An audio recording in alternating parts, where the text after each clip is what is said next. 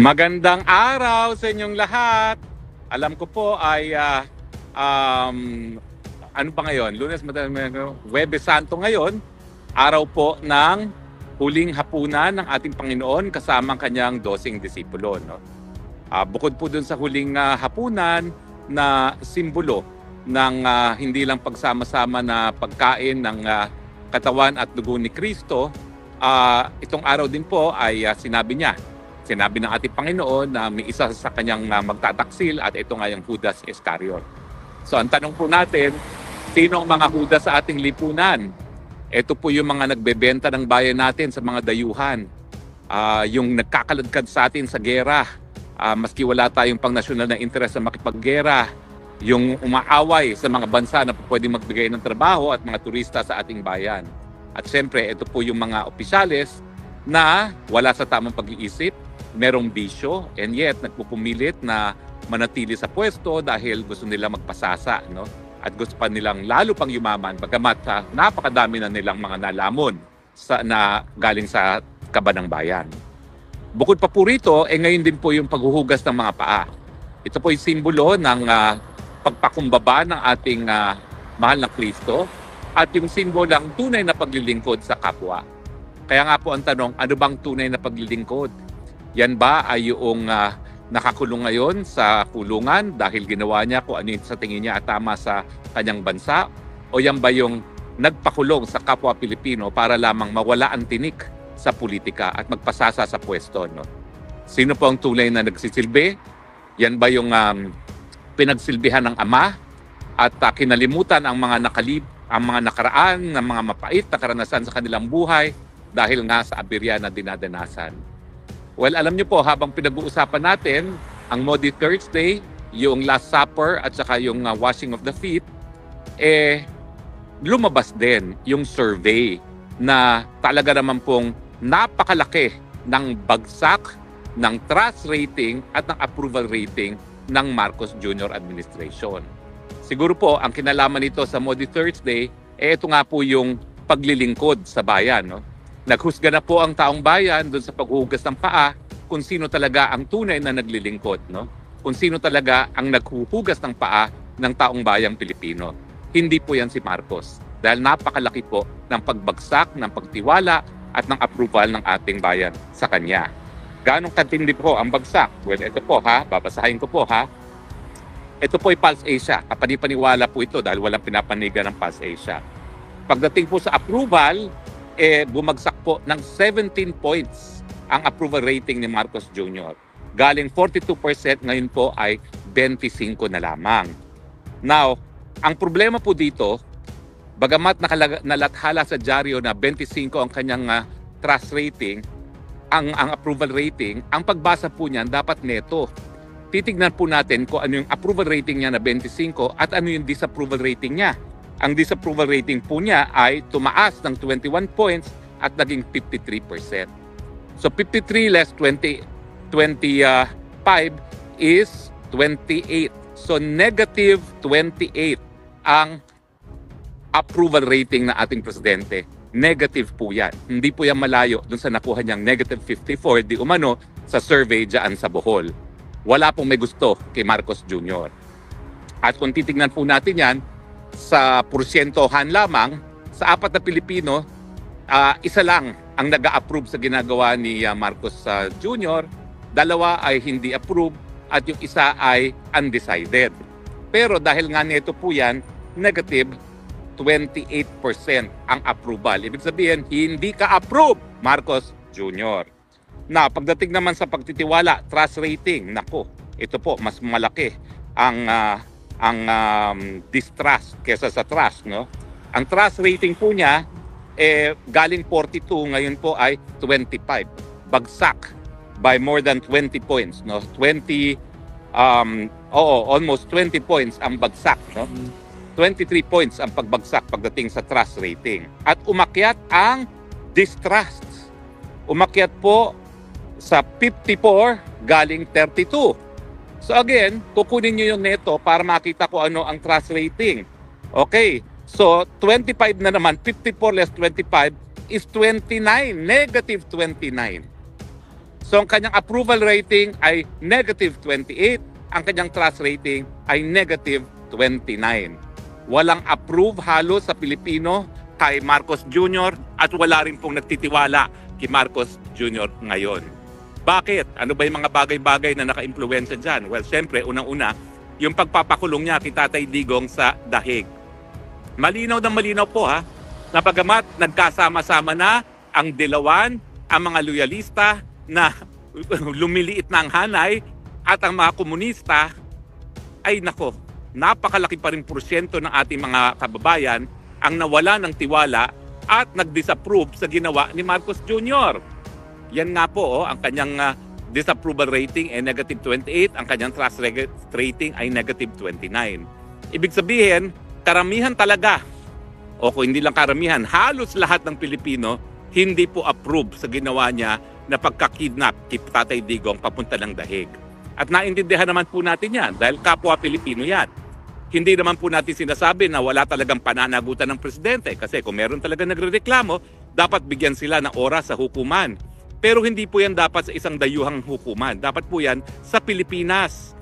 Now, bakit na-disgusto ang tao sa kanya? Kasi nagsinungaling si Marcos Jr. Nung kaharap ako sa Malacanang, nung July pa lang of 2023, sinabi niya, hindi tayo makipagtulungan sa ICC dahil yan ay labag sa ating soberenya at labag sa ating jurisdiksyon. Pero anong nangyari? Behind the scenes, yan, nalaman natin sa investigasyon ni Manang Aimee, behind the scenes, talagang pinagplanuhan nila ng mabuti kung paano nga ikikidnap at mapadala sa dahig ang ating Tatay Digong.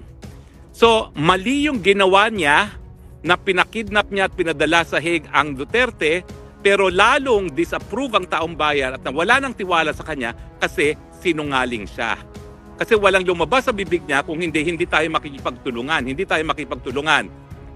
Itataguyod ko ang ating soberenya, Yung pala, para lang mawala ang tinik sa kanilang buhay, isinurrender ang Tatay Digong. Pero hindi lang naman po yan ang mga dahilan kung bakit ganitong kalaking bagsak. Mahigit 20% points po ang bumagsak sa kanyang approval at trust rating. Siyempre, nandyan pa rin yung pagbuhay ng pulboronic video. Mabuti na lang binuhay ng NBI at saka ng HOD Committee, ng Traidor Committee. Kasi nga, bumalik yung issue. Nasa tamang pag-iisip ka ba?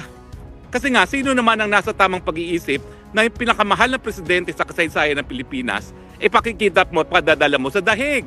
Hindi ba? Meron talagang sayad yung taong gagawa niyan. Mantakin mo, kikidnapin pa.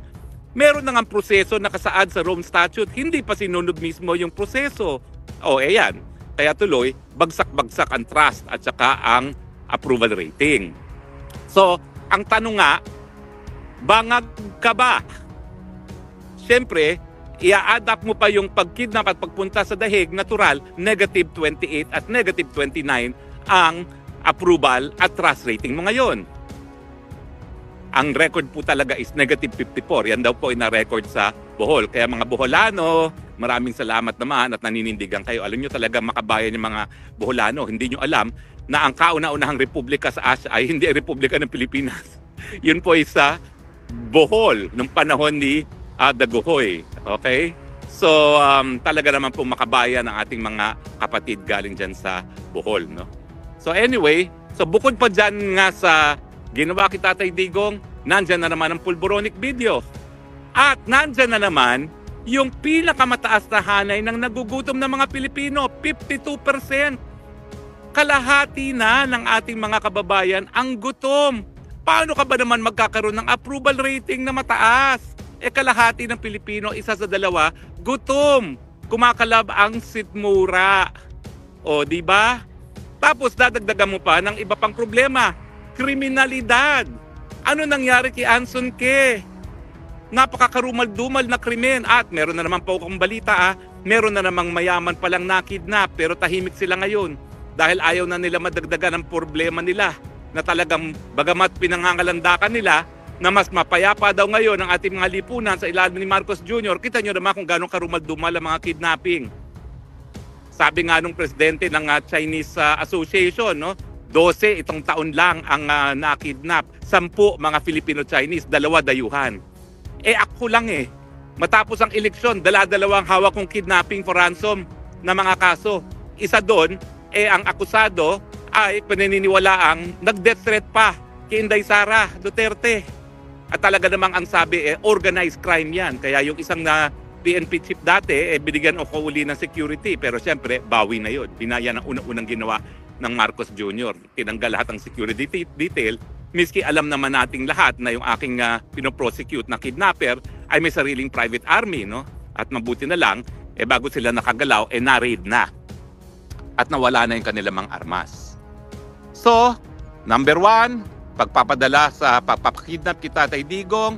Number 2, yung pulboronic video at yung hindi pa nagpapa-hair follicle test ng tuluyan ng mapasinungalingan na siya ay vangag. Number 3, yung gutumang taong bayan. At number 4, yung kriminalidad na lantaran. Pero wag natin kakalimutan patuloy pa rin tumataas ang presyo ng bilihin. Bumaba man ang inflation, in the first place, mataas na yung inflation sa mga nakalipas na panahon. So bumagal lang ng kaunti, but make no mistake about it, napakataas na ng presyo ng mga bilihin.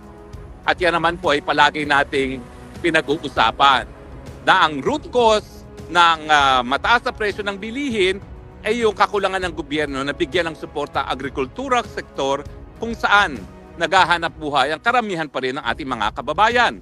At pangalawa, yung sunod-sunuran kasi tayo sa mga Amerikano nang sinabing wag bumili ng mga murang gasolina at petrolyo sa Russia, ginagawa natin yan. Bagay na hindi naman sinusunod ng mga bansa gaya ng India at ng China, kaya nakikinabang pa rin sila sa murang presyo ng petrolyo. At siyempre, yung usapin pa rin na kulang ang trabaho, mababang sweldo. Bakit nga po? Dahil kinukonsiderang kaaway ang pinakamalaking pinanggagalingan ng kapital dito sa Southeast Asia at pinakamaraming pinanggagalingan ng turista sa Southeast Asia. Ulitin ko po 35 million ang Thailand, 6 million galing sa People's Republic of China. Tayo, 5.5 million. Total tourist na yan. At hundreds of thousands lamang ang galing sa China. Mantakin nyo, kung makakuha lang tayo ng kalahati ng turista galing sa Thailand, 15 million. Naku po, siguro ang ating GNP magiging 18 to 19% per annum. Talagang magiging tiger economy tayo dahil laking ganda naman ng Pilipinas kesa sa Thailand. Ako po'y hindi ko sinasabi yan dahil ako'y Pilipino. Sinasabi ko po yan dahil ako'y gala. Ako'y lakwatsero. At nakita ko na po ang mga sulok-sulukan ng Thailand, Indonesia. Wala po talaga ikukumpira sa ganda ng ating bayan. Kaya nga po, kung ako ngayon ay nasa abroad, dahil hindi ko po yan gusto.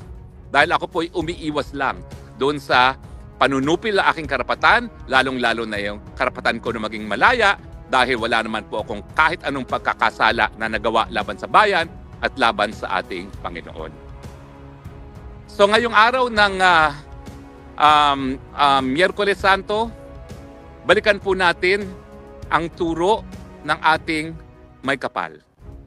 Kinakailangan po magpakumbaba at kinakailangan mandilbihan ng tapat.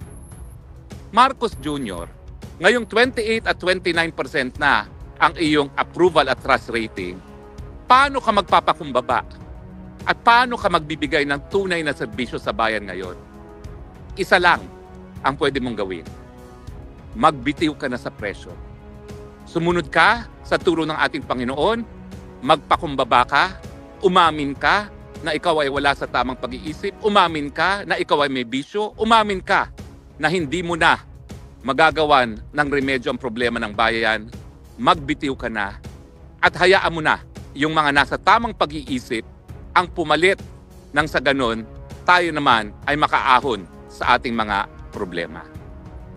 Congratulations naman po kay Inday Sara Duterte at nalaman naman po natin na bumalik na po sa napakataas na approval at trust rating ang BP Sara. Hindi ko na po sasabihin ang numero dahil alam naman po natin yan.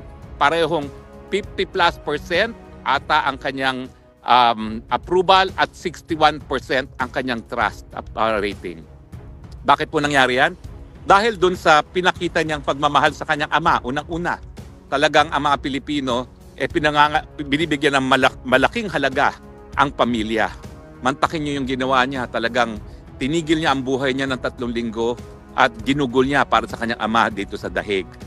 At bukod pa dyan, kahit anong putik na binabato sa kanya. Tignan niyo po ha, tahimik lang ang Inday Sara. Patuloy na naninilbihan, nakikinig sa mga problema ng taong bayan, nakikiramay doon sa mga problema ng taong bayan. Kaya kung gusto umakyat ang trust and approval rating, sundan po natin ang yapak ng Panginoon, magsilbi ng tama sa ating mga kababayan. Sana po, kahit papano, bagamat ang ating pinag-usapan ay ang napakababang trust at approval rating ni Marcos Jr., nakapagbigay paalala rin tayo ng importansya ng araw na ito, ang Maundy Thursday or ang Miyerkules Santo. Paninilbihan, pagpapakumbaba, at pagtatanggap kay Kristo bilang tagapagligtas. So, sa lahat po ng ating mga kababayan, may you have a holy Maundy Thursday. Maraming salamat po sa inyong patuloy na pagtangkilik. Galing po sa Netherlands. Ito po inyong Spoksang Bayan, Harry Roque nagsasabi, I love you, Philippines. You're the only country that I have. You're the only country that I love. God bless the Philippines. May you have a holy Maundy Thursday.